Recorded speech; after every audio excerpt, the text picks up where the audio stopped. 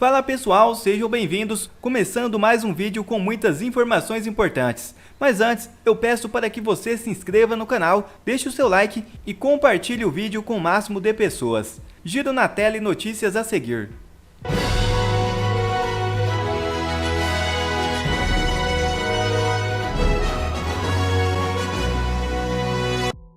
Pacheco anula envio de nomes indicados por Lula ao STJ. O presidente do Senado ainda solicitou uma investigação por suspeita de favorecimento. O presidente do Senado, Rodrigo Pacheco, suspendeu o envio de nomes aprovados pela Casa Revisora para ocupar 3 vagas de ministros do Superior Tribunal de Justiça. A informação foi publicada pelo jornal O Globo e confirmada por Oeste. Pacheco pediu ainda para investigarem se houve algum favorecimento à advogada Daniela Teixeira. Além de Daniela, os desembargadores José Afrânio Vilela e Teodoro Silva Santos foram indicados aos postos pelo presidente Luiz Inácio Lula da Silva. A nomeação do trio como ministros depende apenas da publicação no Diário Oficial da União. Desse modo, por enquanto, os 3 não tomarão posse. Pacheco parece que finalmente está fazendo o papel de presidente do Senado. Ele ainda rebateu nova fala de Gleisi Hoffmann. Sem filtro? Vamos a Brasília, porque a mais nova crítica da presidente do PT, Gleisi Hoffmann, ao presidente do Senado, Rodrigo Pacheco, não ficou sem resposta. Depois da petista afirmar que a aprovação do projeto de lei que obriga o pagamento de emendas contraria o discurso do senador sobre equilíbrio fiscal, Pacheco foi às redes sociais para dizer que Gleisi é a criadora das chamadas emendas em PIX, mecanismo que permite transferências de recursos da União direto para estados e municípios. Pacheco, então, escreveu, abre aspas, não sou autor nem relator do projeto referido pela deputada, que deve ser discutido na comissão própria. Reitero meu compromisso com a responsabilidade fiscal e o equilíbrio das contas públicas, o que passa, inclusive, pela limitação do fundo eleitoral e o aperfeiçoamento das emendas PIX criadas pela deputada. Fecha aspas. Bom, Silvio, só nesse ano o governo Lula já enviou, então, para os seus redutos políticos quase 26 bilhões de reais, sendo que aproximadamente 7 bilhões de reais foram destinados por meio das emendas PIX, por mais de 500 parlamentares. Explica para a gente, para quem está nos acompanhando, como é que funciona rapidamente essas emendas PIX criadas aí pela deputada Gleisi Hoffmann, segundo o Rodrigo Pacheco. A emenda PIX é porque ela chega rapidamente lá na ponta, né? Ela já cai direto na mão do prefeito e evidentemente que há uma falta de transparência no curso desse dinheiro do orçamento da União. É muito fácil de entender, é como o PIX mesmo, é direto. E é claro também, isso torna a fiscalização por parte do Tribunal de Contas muito mais difícil. É uma das modalidades que veio na esteira do orçamento secreto, como era chamado, mas depois que o governo é do PT, não se trata mais de orçamento secreto, né? Agora é emenda de relator. Pois bem, olha, tem um pano de fundo nessa briga entre a Gleisi e o presidente do Congresso Nacional, o presidente do Senado, Rodrigo Pacheco, que vai muito além da discussão sobre emenda orçamentária, até porque o dinheiro do governo para liberar a emenda já acabou. Aquilo que foi prometido, comprometido, empenhado no jargão orçamentário do Legislativo será pago. Inclusive, boa parte precisa ser paga agora, ou no começo do ano que vem, até abril, porque depois o orçamento fica engessado por conta de regras eleitorais, já que é ano de eleição municipal no Brasil. Mas o pano de fundo que eu dizia é porque a Gleisi parece estar aí a serviço de alguém, ou não. Está muito incomodada com a postura do Rodrigo Pacheco desde que ele começou a manifestar alguma insatisfação com o avanço do Supremo Tribunal Federal contra o Congresso Nacional, desde que algumas medidas contra o ativismo político, o ativismo do STF no Congresso, passou a ser um dos temas em discussão. Nós acompanhamos o avanço do marco temporal, por exemplo, paralelamente à decisão do próprio Supremo Tribunal Federal. Há uma PEC relacionada ao porte de drogas que está avançando, uma emenda à Constituição. E também 2 projetos, um falamos ontem aqui, que limita a atuação de ministros do Supremo Tribunal Federal, seja aquele que passou a jato na CCJ, Comissão de Constituição e Justiça, relatoria do senador Espiridião Amin, sobre decisões monocráticas e pedido de vista de ministros do Supremo, seja outra proposta que visa reduzir um pouco o tempo de permanência dos ministros na corte, já que, por exemplo, o ministro Gilmar Mendes, o atual decano, entrou no último ano do governo Fernando Henrique Cardoso e ficará até 2030. Então, a Gleisi ela tem atuado como uma espécie de defensora do Supremo Tribunal Federal contra qualquer tipo de ação do Senado, e como o presidente Rodrigo Pacheco tem encampado algumas desses projetos, dessas propostas, inclusive fez uma fala um pouco dura diante do ministro Gilmar Mendes num desses eventos no exterior recentemente, a Gleisi apareceu. A serviço de quem? Não sabemos. Será que é por iniciativa própria? Não sei também. Mas é de se estranhar essa reação da Gleisi contra a figura do presidente do Congresso, Rodrigo Pacheco, nessa hora. Cris, você também vai nessa mesma linha de interpretação aí, que essa troca de farpas entre Gleisi Hoffmann, presidente do PT, e Rodrigo Pacheco, presidente do Senado, tem a ver com essa postura do Pacheco das últimas semanas de encampar algumas pautas aí para tentar frear os abusos do STF? Com certeza, né? Com certeza. A Gleisi é especialista em dar pinicadas em parceiros eventuais, né? Como é o caso do Pacheco, que estava aí desde o começo do ano quase sentado no colo do presidente Lula. De repente, parece que foi esquecido, meio jogado para escanteio, e resolveu atuar como presidente do Senado, ouvir os senadores. E eu tenho conversado com muitos senadores, todos dizendo que os ventos estão mudando no Senado. Então a gente está vendo, o Silvio citou aí os projetos que limitam alguns poderes, né, dos ministros do STF, do fim das decisões monocráticas já está para ser aprovado de vez. Tem também aquele que limita a um tempo de mandato, né, limita a 8 anos a permanência dos ministros no STF, então haveria uma rotatividade para não ficarmos escravos desses tiranos que são colocados lá e às vezes permanecem por 30, 40 anos, querem colocar também limite de idade mínima para não colocarem lá advogadozinho, né, com experiência zero de judiciário, enfim, de juiz, né, com nenhuma experiência como juiz, mas por ter sido advogado de PT, de MST ou do próprio Lula, de repente vira ministro do Supremo e fica lá décadas, porque entrou muito jovem. Então, há algumas mudanças por vir aí, outras que já tramitavam e estavam paradas sendo anunciadas, que vão tirar da gaveta. Então, com certeza incomodou a Gleisi Hoffmann, né? E aí ela vem aí e leva uma pinicada, digamos assim, pela rede social. É o começo de uma reação. Eu espero que volte para o seu quadradinho, né, dona Gleisi? A senhora é presidente de partido e deputada federal. O Rodrigo Pacheco é presidente do Congresso, engloba Câmara e Senado, e especialmente presidente do Senado, e é nessa condição que ele está sendo alvejado aí por ela. Eu acho que pode ser tiro saindo pela culatra, viu? Eu acho que pode ser mais uma bola fora do PT aí, num momento em que precisa muito de aliados, né? O governo está sem apoio no Congresso, deu uma melhorada na relação com Arthur Lira essa semana, mas pelo jeito com o Rodrigo Pacheco Rodrigo Pacheco está se afastando cada vez mais. Nessa hora, a gente quer sempre que o Brasil progrida, mas nessa hora a gente torce pela briga, porque a gente quer muito que Rodrigo Pacheco entenda que o povo brasileiro quer vê-lo como fiscal dos demais poderes, como é função do presidente do Senado, assim como dos parlamentares em geral. Mas ele, como é o dono da pauta, que ele coloque para votar o que interessa ao Brasil. Então, pode deixar a Gleisi de lado e olhar mais para o Brasil, que o Brasil vai avançar assim.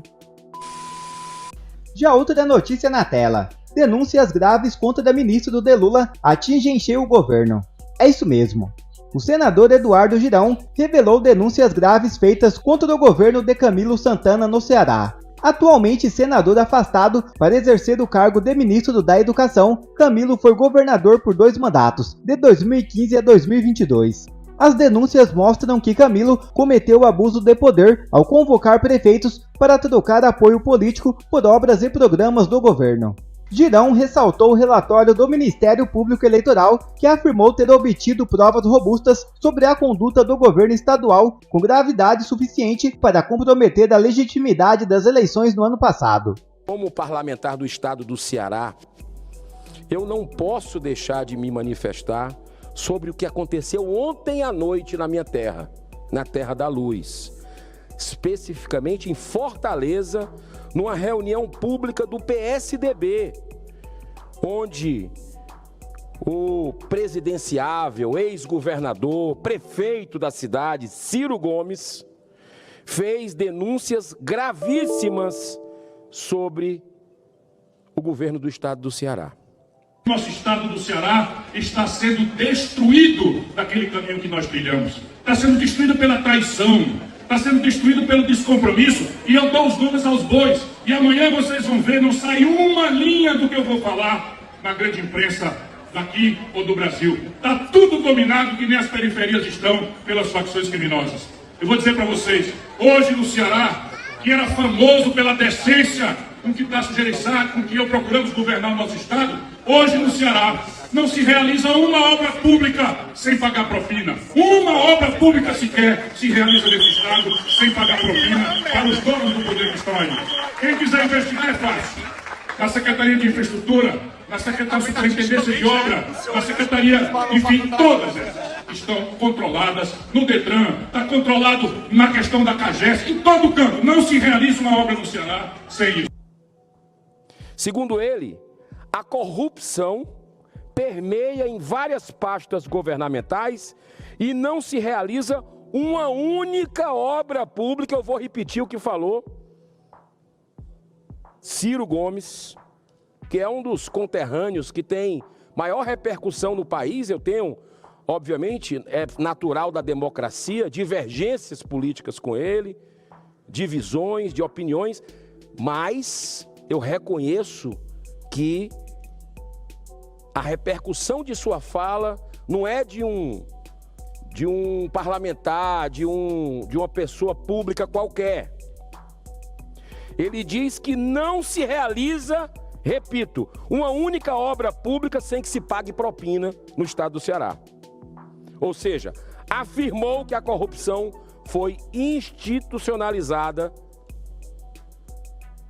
no nosso estado. Aliás, esse procedimento nada republicano já havia sido denunciado pelo ex-prefeito de Fortaleza, Roberto Cláudio, que protocolou junto ao TRE do Ceará denúncia de abuso de poder político que consistia na convocação de prefeitos para se reunir com o ex-governador, hoje ministro, Camilo Santana, registrar nas redes sociais a reunião e, em seguida, declarar apoio ao candidato apoiado pelo petista, mediante promessa de manutenção e ampliação de obras e programas do estado do Ceará em favor daquele município cooptado. Vou aqui apenas ressaltar um trecho da conclusão do extenso relatório do Ministério Público Eleitoral.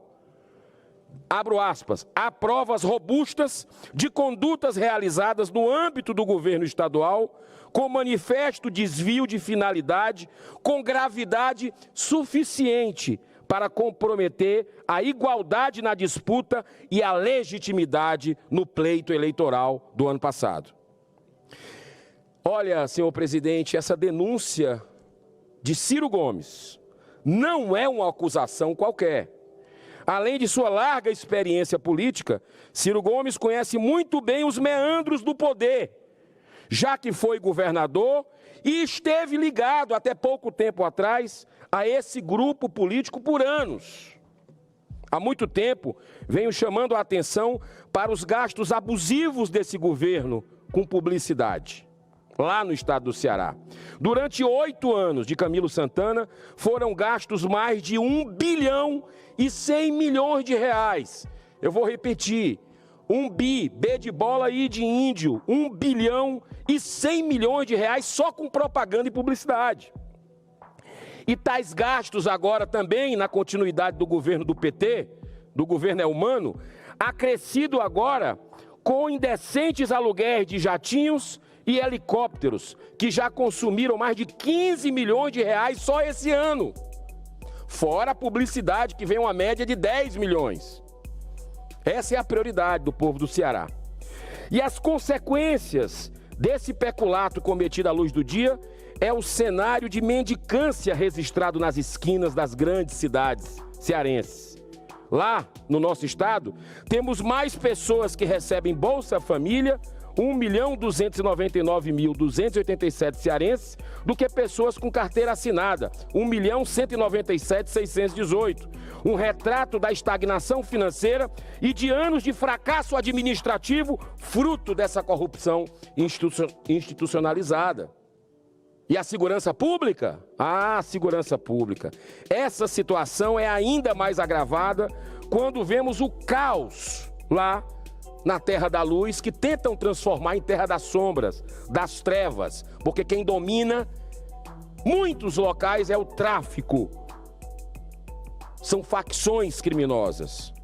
Há muitos anos, o Ceará figura entre os 5 estados mais violentos do Brasil, com índices superiores a 30 assassinatos por 100 mil habitantes, segundo o Fórum Brasileiro de Segurança. E nossa capital, Fortaleza, onde eu nasci, figura tristemente como a 31ª cidade mais violenta do mundo, com bairros inteiros sendo dominados pelo crime organizado. É sempre bom também lembrar que uma das primeiras medidas do atual governo, senhor presidente, com a aprovação da Assembleia Legislativa, foi o aumento do número de secretarias estaduais de 25 para 32. Essa é a fórmula deles, lotear o governo, espalhar cargo para todo mundo, cooptar. E para bancar essa orgia fiscal, encaminhou também o aumento do ICMS sobre combustíveis, telecomunicações e energia elétrica, uma indecência com os cearenses.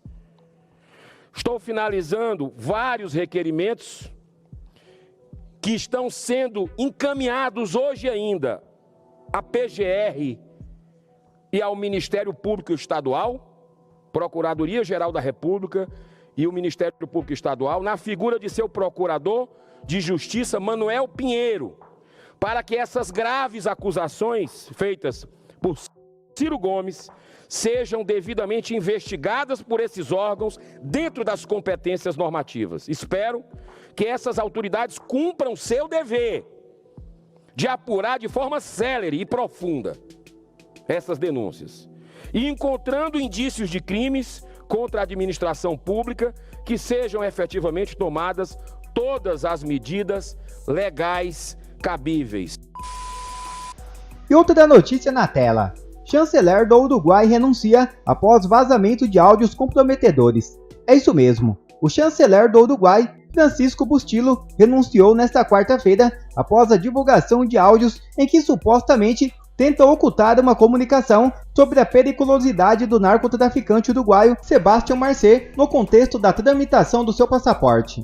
As coisas não são como foram apresentadas, mas são suficientemente sensíveis para que eu apresentasse minha renúncia imediata ao presidente Luiz Lacalle Pou, diz Bustillo em um comunicado ao qual a AFP teve acesso. Bom, quer receber mais conteúdos como esse? Então inscreva-se agora mesmo no canal, deixe o seu like e compartilhe o vídeo com o máximo de pessoas. Assim você vai estar me ajudando demais. Fico por aqui, um forte abraço e que Deus abençoe a todos. Brasil acima de tudo e Deus acima de todos.